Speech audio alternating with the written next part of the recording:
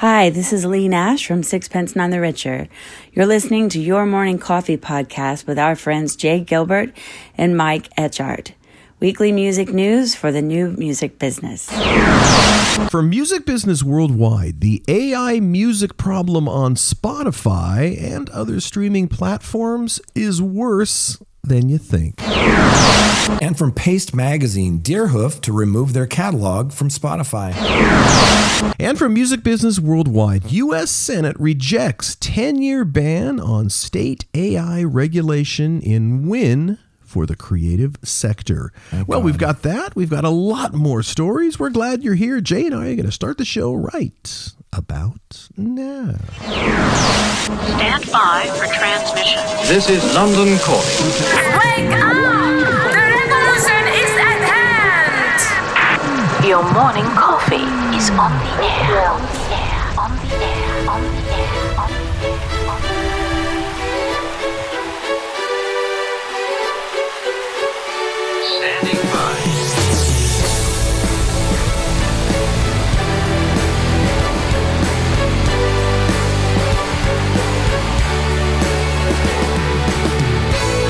Your morning coffee, the weekly music news for the new music business. It's the highly curated, agitated, advocated, moderated, and liberated digital music information that you need to know. We are your digital music authority. And now from our studios in Hollywood, California, here's your hosts, Jay Gilbert and Mike Etchart.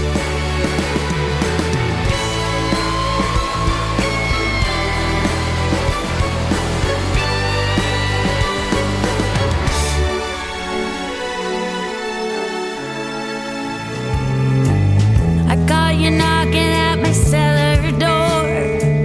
I love you, baby. Can I have some more? Oh, the damage done. I hit the city and I lost my bed.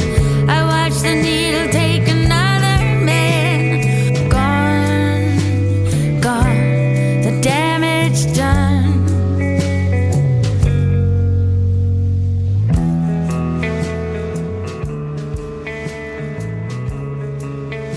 Well, big thanks to our friend Lee Nash from Sixpence None the Richer for that cool intro. The track you're listening to is the band's cover of Neil Young's Needle and the Damage Done from the album Sweet Relief, We Can Help, which is available everywhere now on Flatiron Recordings. Yeah, proceeds are being donated to the Sweet Relief Musicians Fund, which provides services and financial assistance for career musicians and music industry professionals. Very cool.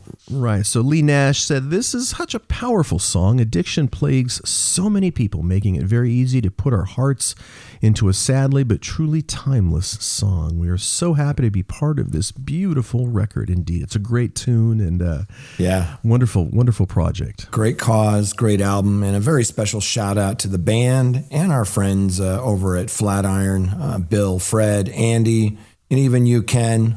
Keep up the great work. We really appreciate it. So coming soon, we've got the Luminate 2025 Mid-Year Music Report. We're really excited about this, and it'll be released publicly in less than 2 weeks, and that'll be on Wednesday, July 16th. The Luminate team is working incredibly hard to crunch the final numbers for this report, and we can't wait to see it. Indeed. So you can join Jamie Markinette and Alexia Chickles. She's Luminate's senior manager in Insights for the webinar Wednesday, July 16th at 2 p.m. Eastern. That's, of course, 11 a.m. Pacific. Jamie will also be joining us for a special Your Morning Coffee podcast episode to break it all down with us. So do stay tuned to that, or for that, I should say. Looking forward to it. And also coming soon, the Media Research 2025 to 2032 Global Music Forecast. Can't wait for this. Our friend Media Music analyst and founder Mark Mulligan has agreed to come back on the podcast and break it all down for us. Right. Mark says, we are pleased to announce the release of Midia's annual music forecast report. This is always a labor of love and takes a bit longer than some other entities' forecasts, as our approach is more Etsy than Amazon, with every single line of data, and there are thousands of them, being handcrafted, individually stress-tested, and cross-checked. There is a great 10-minute video on YouTube titled Global Music Forecast 2025-2032, and it has these highlights with Mark Mulligan, Tatiana Cirasano, and Perry Gresham. And here's a quick clip.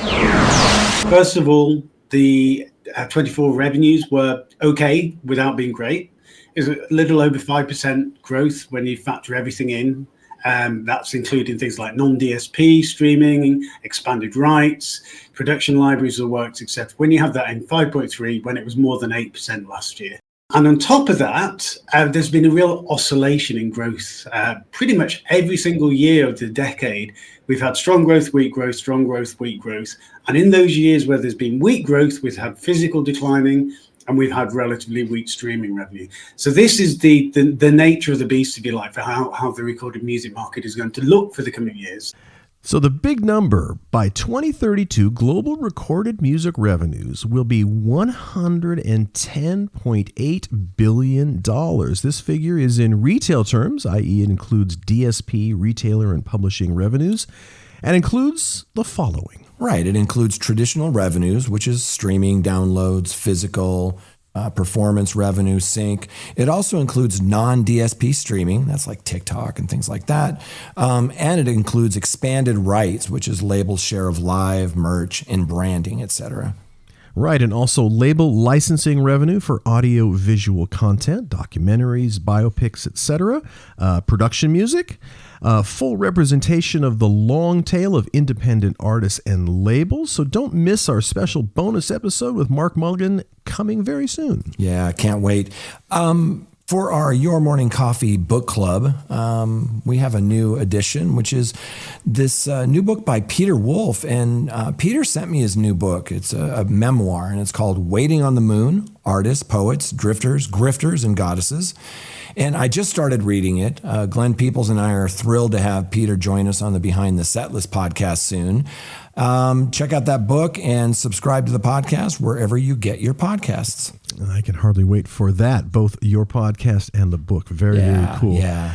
This story from Music Business Worldwide from Tim Ingham, layoffs ahead. Warner Music Group to reduce annual cost by another $300 million with $170 million saved via headcount right-sizing, I should say. Warner Music Group CEO Robert Kinsel has announced what he calls the remaining steps in our plan to help future-proof the company. Yeah, that's an ugly phrase. Headcount right-sizing? Yikes. Mm-hmm. This seemingly final stage in Warner's recent restructuring under Kinsel is expected to further reduce the company's annual costs by around $300 million on an annualized run rate basis by the end of the fiscal year 2027.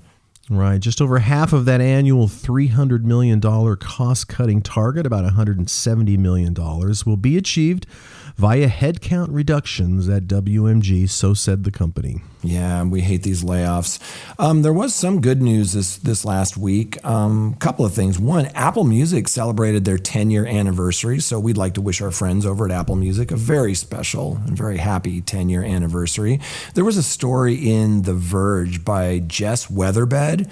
Really great piece, and the headline was Apple Music marks 10 years of streaming with new all-time replay lists. So Apple Music is celebrating that 10-year anniversary of its streaming service by giving users a throwback to their favorite hits over the last decades. Replay All Time, that's a special version of Apple Music's annual replay experience, is being launched for subscribers that allows them to view and listen to their most played songs since joining the platform.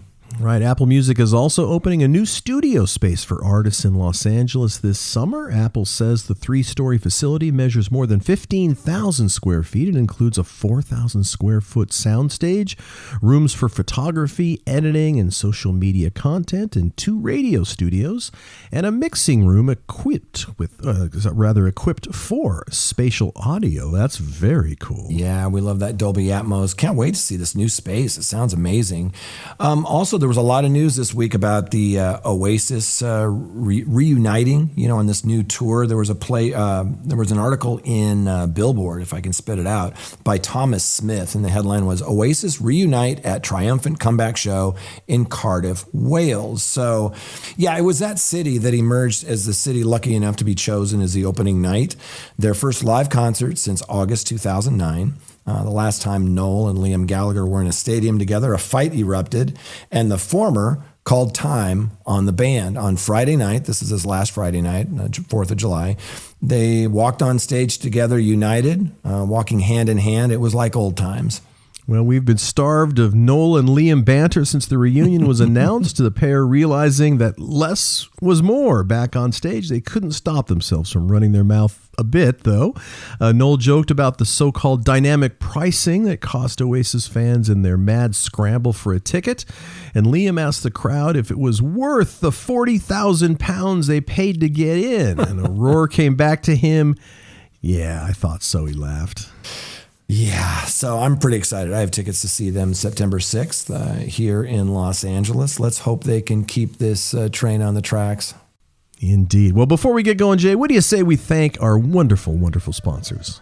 Yeah, the Your Morning Coffee podcast is sponsored by Disc Makers. If you're listening to this podcast, you already know Disc Makers. They make some of the highest quality CDs and DVDs in the country. They also specialize in short-run vinyl, very important, with minimum orders of just 100 vinyl records. They're also great guys. We use them when we need discs for our clients. Disc Makers is partnered with an exciting new startup. They're called Spinny Media. They do warehousing and order fulfillment of physical media, CDs, vinyl, cassettes, and more. You pay a small monthly subscription as low as $2, and they fulfill your orders. You pay no pick fees or commissions.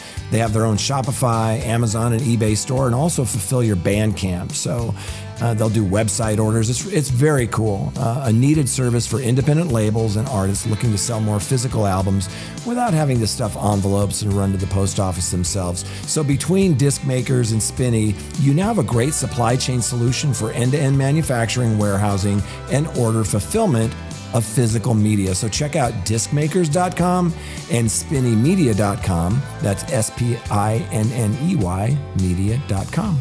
Indeed, we are also sponsored by the Mechanical Licensing Collective. The MLC is a nonprofit organization that's making a big difference for songwriters, music publishers, and other rights holders by transforming how they receive mechanical streaming royalties from services like Spotify and Apple Music in the U.S. Every month, the MLC collects the streaming data and royalties from those platforms, matches the money to the creator who has earned it, and then pays them or their publishers and administrator partners the royalties they are due. To date, the MLC has already distributed over $2.5 billion in total royalties and has nearly 50,000 members worldwide. If you're a songwriter, composer, or lyricist with music streaming, or a publisher or administrator, you need to become a member of the MLC to ensure you're not leaving any money on the table. Best of all, membership is completely free, and the MLC pays out 100% of the royalties it receives. Jump over to themlc.com to learn more. We're also sponsored by Hypebot. Since 2004, Hypebot has chronicled the new music industry and the trends and technologies that are changing how music is discovered, consumed, marketed, and monetized. It's edited daily by founder Bruce Houghton with help from Alana Bonilla.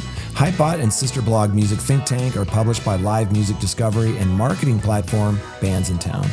You betcha. Bands in Town. Over 90 million live music fans trust Bands in Town to get personalized concert alerts, recommendations, and messages from their favorite artists.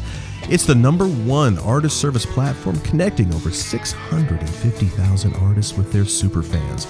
Managers, labels, agencies, and artists access their own dashboard to manage and promote their tour dates, across all platforms. And every week, yes, for us, it's every Saturday, I get to hang out with this guy right here, Jay Gilbert, music industry consultant, curator of the weekly Your Morning Coffee newsletter, and a former executive with Universal Music, Sony Music, and Warner Music Groups. And both of us do not like 4th of July fireworks, I'll just say. And neither do our dogs. Nope. And I get to do this show every week with my good friend Mike Etchart. He's a longtime host of Sound and Vision Radio, formerly of SST Records, Warner Music, Capital EMI, and Universal Music Group. All right, Jay, let's jump into the stories. Yeah, let's jump in. So we received a YouTube video from our friend Dave this week. It was really cool. It was from More Perfect Union. That's an Emmy-winning nonprofit newsroom whose mission is to build power for working people, More Perfect Union. And the headline or title for this video was "The Truth About Silicon Valley's Radical Vision for AI." Right. So AI companies are spending millions to get the laws they want. They're not trying to cure cancer or save America. These companies want to make $100 billion overnight, and they're willing to sponsor dangerous laws to make it happen. Yeah, check this out. A year ago, the question was how to make AI safely work for people. Now, America's answer is clear. That's optional. The AI future is not going to be won by hand-wringing about safety. I was in the room during J.D. Vance's speech, and it did really feel like a shift in the entire space around AI regulation. Right now, AI systems are deciding who gets medical care, loans, job interviews, often illegally, and no one's watching, which is exactly what the tech industry wants. Now, the most powerful companies in the world are mounting an unprecedented lobbying push to make sure it stays that way. State lawmakers could soon be barred from regulating artificial intelligence for the next decade. I guess shocked is the wrong word. More horrified, right? And they're calling it a favor. The biggest risk could be missing out. But here's what the executives don't want you to know. Why the rush? Why buy influence at every level of government? Why risk dismantling legal protections that took decades to build? Because behind the promise of a golden age for humanity, they're hiding something much more cynical. Wow, that is unbelievable. Crazy. Unbelievable. Yeah. We also saw a story on Music Business Worldwide from Mandy DeLugdug. U.S. Senate rejects 10-year ban on state AI regulations in a win for creative sector. The U.S. Senate dealt a blow to the technology sector early on Tuesday, that's July 1st, voting 99-1 to strip a provision from President Donald Trump's economic package that would have prevented states from regulating artificial intelligence for a decade. Yeah, this is really good news, and a special shout out to Chris Castle, who was screaming this from the rooftops. The rejection signals a victory to creative industry groups, that includes music companies, that have campaigned against what they see as an attempt to shield AI companies from accountability when using creators' art and music to create AI models. So initially designed as a 10-year ban on state AI oversight, Ted Cruz and other lawmakers worked to secure that the provision was included in Trump's GOP mega bill. Supporters of the proposal included OpenAI's Sam Altman and Durrell's Palmer Luckey and 16Z's Mark Andreessen, according to TechCrunch. However, the proposal drew opposition as further details emerged. The Human Artistry Campaign, which represents recording artists, songwriters, composers, publishers, independent record labels, journalists, photographers, actors, athletes, and much more, welcomed the decision, arguing that the ban would have prevented states from requiring transparency about whose artistic works train AI models and from blocking unauthorized deep fakes. Very important. Right. So the Human Artistry Campaign said this dangerous and unwise proposal would have banned states from passing new legislation or enforcing existing laws, including to provide greater transparency about whose art was copied to create AI models and banning non-consensual deepfakes and voice clones. Yeah, and finally, Mitch Glazier from the RIAA said, "This final vote is a resounding dismissal of the short-sighted zero-sum game thinking from some tech companies and signifies a widespread recognition that there's respect for human creativity, and it doesn't impede winning the AI race, but instead is essential to its success. Well done. Yeah, well done indeed. Our next story is from our friend Tim Ingham over at Music Business Worldwide. The AI music problem on Spotify and other streaming platforms is worse than you think. At first, everything appears to be in order, but it's not. No, it's not. And Tim writes this, I've uncovered multiple examples of how AI-generated music released by, fake artists is rapidly growing in popularity on music streaming services. I'll focus on Spotify mainly because of the transparency it offers when it comes to listening data. Yet music from all of the artists that we're going to name in this piece is available on a range of streaming services, including Apple Music, Amazon Music, YouTube Music, and more. Aventus cannot be real. Outlaw country artist Aventus is verified on Spotify, where just over 1 million listeners absorb his work each month. He's even popular enough to have one of those official Spotify-generated This Is Aventus playlists under his name. And the music? It's gaining traction, with the blues-soaked 2025 released Mercy on My Grave racking up more than 2.5 million plays. You already know what comes next. But that doesn't make writing it feel any less depressing. No, he says Aventus isn't real. Neither is his voice. He and it are both AI generated. Aventus is not an outlaw of any kind. He's a bot. Yeah, let's listen to Aventus, Mercy on My Grave.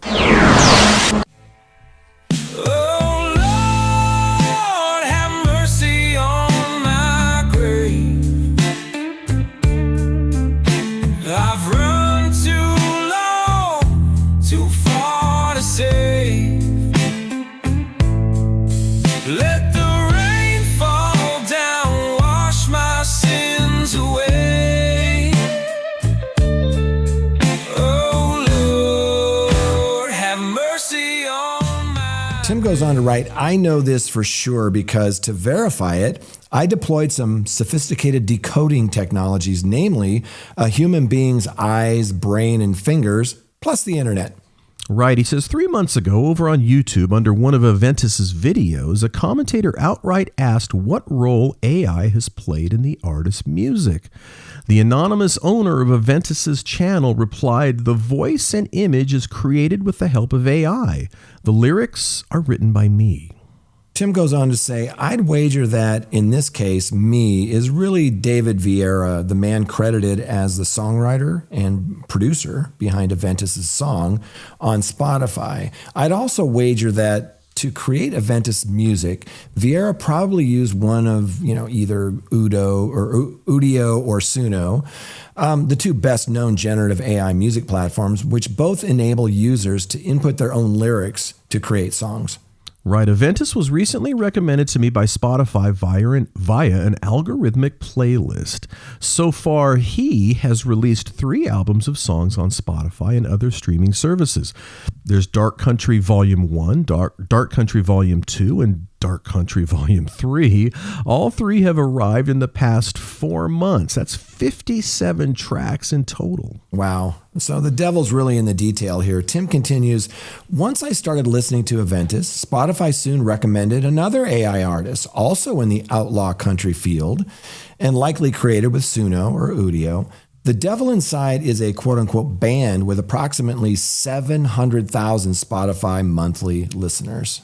And like Aventus, they are Spotify verified, and their biggest track, Bones in the River, has 1.6 million streams to date. The Devil Inside takes the AI as fuck trophy here because the group has an entirely fake persona and fake faces. According to their streaming platform bio, the band hails from the rugged landscapes of American South. Then the insidious bit, quote, the songs are based on real creative inspiration, but the characters are illustrative. The images are part of a carefully crafted visual world that complements the music's dark cinematic atmosphere, much like a graphic novel or a fictional film universe. In other words, the guys you see below, who have their own Instagram page and a range of merch available online, have never actually been born, in the human sense anyway. We'll play you this in a second. Oh my gosh. Some hullabaloo has been caused in the past few days by a different seemingly AI-generated band, the Velvet Sundown, gaining traction on streaming platforms as well. That's right. Following some media pickup, the Velvet Sundown now has just over 550,000 Spotify monthly listeners. They, too, have an AI-generated band photo, in quotation marks.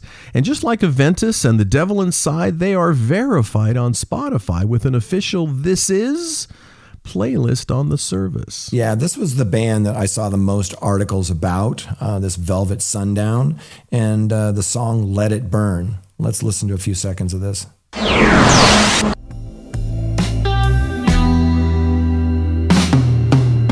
Flicker lights on silver sand, marching ghosts with no command, velvet boots on mirrored ground, drums of thunder, distant sound. At least some of the online outrage caused by the Velvet Sundown in recent days has been driven by their music being recommended in subscribers' algorithmic playlists like Discover Weekly. In truth, this is nothing new. No, around 6 months before Spotify recommended me Aventus's music, he said, I was directly pitched a suspiciously AI-looking artist by the platform for the first time.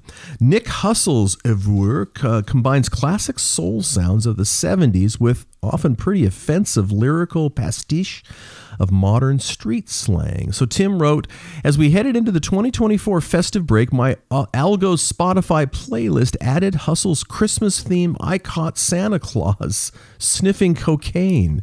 Nick Hustle's currently has over 200,000 monthly listeners on Spotify. Yeah, Nick Hustle's. Unlike other AI artists mentioned here, with Nick Hustle's, there is a decent online footprint of who actually created him. According to social profiles, Nick Hustle's was unleashed into the world by Nick Arter, who describes himself as a, quote, songwriter, lyricist, AI storyteller, music futurist, end quote. Yeah, so apparently based in Pennsylvania, Arter is the founder of social channel AI for the Culture, which has over 100,000 followers on Instagram. Said Instagram page features an array of fictional AI artists of artist creation, usually presented as having recorded deep cuts from long-lost 60s, 70s, 80s soul and funk records. Mm-hmm. This article has yet to discuss how the popularity of AI artists on streaming services and the rapidity of which they can release new tunes could potentially divert royalties away from real human artists. This is super important. Suffice it to say that Nick Hustle's music started appearing on Spotify last year, aka Nick Arter, and has released over 50 singles on the platform. Right. So tellingly, one of Arter's Instagram tracks attributed to the completely made-up artist Terry Goldmine Watkins is called Make More Money Than My Teachers. The bigger picture really, though, is now that we've started exploring this rabbit hole, it's not very hard to find much more AI-made music on Spotify, Amazon Music, and YouTube Music. Right. For example, judging by the telltale factors, algorithmic relation to other AI acts, suspicious artwork, the AI vocal wobble, and you and I talk about this artifacting all the time. I suspect that the following artists have been created by Suno, Udio, or alternatives. And that's what Tim said. He also says, I discovered many of them when they were linked to other AI artists in Spotify's Fans Also Like section. As you'll see, they're all doing very nicely. Right. Well, let's look at Spotify's monthly listeners for some of these AI-generated artists. There's Aven, who's got 460,000 monthly listeners on Spotify. DV8, who's got almost 300,000. The Smoothies, about 200,000. Velvet Funk, almost 200,000, created by an Italy-based producer called Regius. Right. A few more with some pretty impressive monthly listeners on Spotify for being AI generated. One called Stellar Cruise with 150,000 monthly listeners. What Is, 141,000. Funkorama, 126,000, Hyperdrive Sound with 108,000, and King Wallonius with 62,000. So in this article alone by Tim Ingham, based on a few days of rudimentary research, he named 13 different AI-made artists currently active on Spotify with approximately 4.1 million cumulative monthly listeners between them. Oh my God. So, obvious question number one. Is this scratching the surface? How much AI slop is now running free on music streaming platforms like Spotify? And how much stream share in terms of royalties is being absorbed by the creators of these fake acts? Right. And obvious question number two from Tim. Is there any hope that music streaming services and DIY distributors will or can clean up this music? Would doing so behind closed doors at the DSPs actually clash with a tech utopian ideology? Right. So Tim says, here's obvious question number three. Where is this all going? He says, I can take a crack at answering question three there. It's not a happy place. Under Aventus's fans also like section on Spotify, you'll find the equally AI-born Devil Inside, Avon, and DV8. Yeah, you'll also find non-AI artists, including Brian Elijah Smith, Who's the Line is one of my favorite songs from the past year by an actual Homo sapien, right? And here's the thing. You see Sons of Legion as part of this list. They're a real and popular human duo based in Nashville who've signed to Concord, but earlier, especially considering the Spotify recommended AI situation, I really couldn't be sure. Right. So he says, to check, I deployed music's acid test for humanness. I searched for any upcoming tour dates. To no avail. Then I scanned their socials and found just a few days ago they both spoke to camera, explaining that although they might do pop-up shows in 2025, they won't look to do a proper tour until 2026. Right, that's what you have to do these days, right? And Tim goes on to say that how convenient, I found myself thinking, so you don't need to prove to anyone you're actual human beings. Am I looking at a couple of AI-generated deepfakes here? No, I wasn't. I wish Sons of Legion a long and successful career ahead. Right, yes, this experience reminds us how skeptical music fans might become over authenticity should fictional AI slop continue to be splattered throughout the streaming services. Yeah, and finally, the ultimate test of whether fans like or trust tomorrow's artists may require actually seeing them perform up close and away from a screen. So when you think about it, perhaps it's always been that way.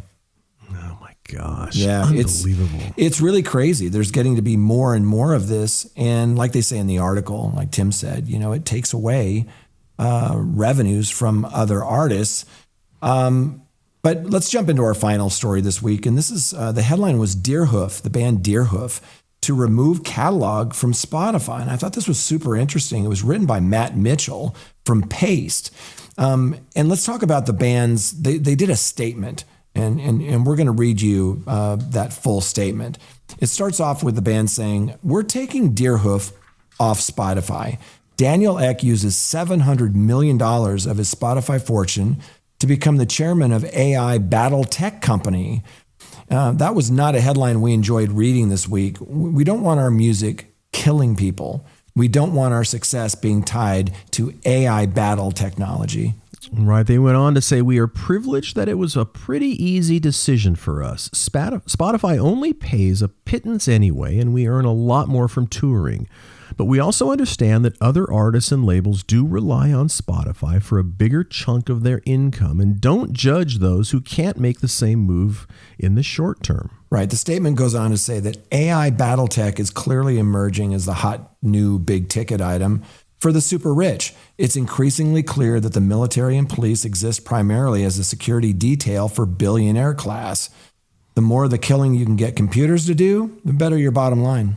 Right. They say computerized targeting, computerized extermination, computerized destabilization for profit, successfully tested on the people of Gaza, also finally solves the perennial inconvenience of war makers. It takes human compassion and morality out of the equation. Right. The statement goes on to say that Spotify is flushing itself down the toilet. Eventually, artists will want to leave this already widely hated data mining scam masquerading as a music company. It's creepy for users and crappy for artists. Music making lasts forever, but this or that digital get-rich-quick scheme is sure to become obsolete. They say one of the claims often made about Spotify is that it theoretically makes one's music discoverable by anyone who signs up, no matter how remote they may be from the self-proclaimed centers of hipness. But just because someone is far from Western gatekeepers does not mean they lack culture or need to hear our band. Deerhoof is a small mom-and-pop operation, and know when enough is enough. We aren't capitalists. We don't wish to take over the world, especially if the price of discoverability is letting oligarchs fill the globe with computerized weaponry. We're going to pass on this supposed benefits. The big picture is this. Our political economic system increasingly presents humanity with a hideous fait accompli. Buy from me, vote for me, consume my media, use my service. Yes, it means mass deportation, mass detainment, and mass extermination of those deemed unprofitable by a handful of rich white people living in enclaves protected by AI weaponry. But if you don't, you cannot have a job. We think this dilemma is coming to a head soon, and we predict that most people aren't going to take the billionaire's side. We aren't sure exactly how soon the takedown can happen, but it will be as soon as possible. We want to thank our various labels for their support on this tricky decision. The grunt work of pulling content off Spotify is something they're now tasked with, and they are sharing the financial hit. We know we are asking them to make sacrifice, and it means a lot to us. On Instagram, the band captioned their announcement, quote, "We're honored to be able to soften the blow of quitting Spotify by announcing our upcoming corporate partnership with @DoorDash. We've searched high and low for just the right multinational conglomerate to shepherd us through today's threats to centrism and provide particles of food, every one which is like a piece of gold. We believe that their profit-driven values and screw the worker vision as they do ours." I think that's a bit tongue-in-cheek, Mike. I think so too. And Joyful Noise, Deerhoof's current label, has issued a statement in support of the band. Joyful Noise supports Deerhoof in their decision to pull their catalog from Spotify. Last week, Daniel Ek, CEO of Spotify, invested a sizable chunk of his Spotify fortune to fund the AI warfare company Helsing, of which he is also now the chairman. As a label, we too are sickened by the fact that our releases have inadvertently contributed to the global war machine. Right. The Joyful Noise statement goes on to say that since the dawn of streaming, independent artists and labels have essentially been forced to participate alongside various streaming entities in order to survive, entities that are often funded by sources that don't align with our values. As an independent record label, we serve the artists. It's ultimately their decision to present their material or on whichever platforms that they choose. It's with this in mind that we hold no judgment towards any artist that wishes to keep their music on the platform. However, we encourage any true music lover to buy directly from artists or the label as much as possible. This ensures financial sustainability for the artist and independent label community that supports them. Wow. Yeah. Boy, I mean, we've done a bunch of episodes, Jay, and this was a dark one. Boy, some of the things that have come up this week. And Deerhoof and, that part of the big, beautiful bill that they pulled out. But thankfully, but yeah, it's crazy week. But this is what is going on in the news, and we are going to continue to cover everything that's important. And this stuff is unbelievably important. Yes, sir. Yes, it is. Well, listen, as we wrap up the show, if you do enjoy the show, please tell just one friend. Jay and I would certainly appreciate it. Big thanks to Disc Makers, the MLC, Hypebot, and Bands in Town. And that was the Licorice Quartet, of course, that provides the music underneath our sponsors, a band that we both love dearly. Absolutely. So on behalf of my good friend Jay Gilbert, I'm Mike Etchart. Thanks for listening in, and we'll be back next week on the Your Morning Coffee Podcast.